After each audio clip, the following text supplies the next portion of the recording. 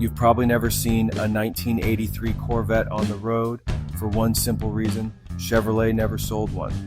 But one car does exist.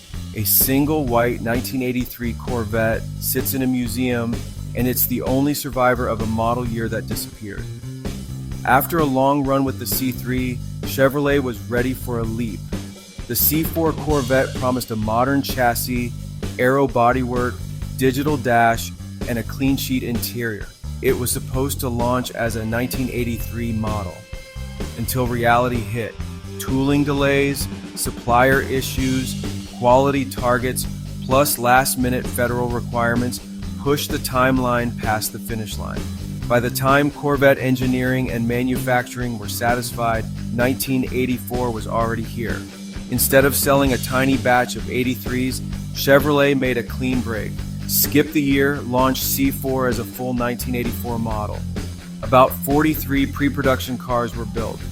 Test mules, pilot cars, press photography units. Most weren't street legal and never meant for sale. After testing, GM ordered nearly all of them destroyed. Standard practice for prototypes that don't meet production compliance. One car escaped the crusher, a white 1983 Corvette. It remained in GM's orbit, then found a permanent home at the National Corvette Museum in Bowling Green, Kentucky. It's not for sale, not road legal, but it's real. If you want to see 1983, this is it.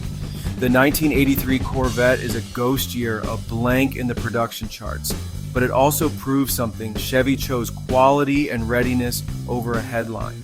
The C4 arrived as a proper 1984, and that single 83 remains a time capsule of what might have been. If you could bring back any ghost year from any brand, what would you choose and why? Drop it in the comments. If you like true car stories with receipts, hit subscribe and queue up the next episode.